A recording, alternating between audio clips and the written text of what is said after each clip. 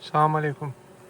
Hər vaxtınız xeyir. Bugün sizə sakit ana arı dəyişmə nə deməkdir onu göstərəcəm. Baxın, bu ana arıdır. Keçən ilin ana arısıdır. Ailədə gəzir. Əslində kənardan elə bir problemi olduğu görsənmir. Yəni ən azından biz görmürük də. Yumurtasını da qoyur. Amma arılar onu dəyişmək qərarına gəliblər. Hal-hazırda onu öldürmürlər.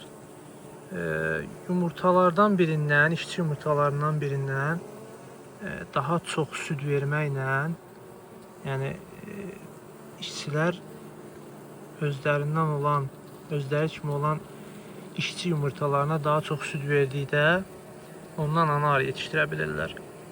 Baxın, yeşikdə bir dənə beləsinə bir dənə analıq var. Bu analıqdan yeni ana çıxacaq və arılar o mayalanıb gəldikdən sonra arılar köhnə ananı, öncə bayaq göstərdiyim ananı öldürəcəklər və yeşiyin yeni anası olacaq.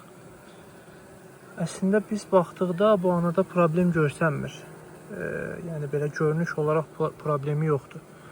Amma işçi arılar o anada nəsə problem görüblər. Açığı, bax, əvvəllər də burada bir dənə də üskü olub. Bir dəfə də dəyişməyə cəhd ediblər.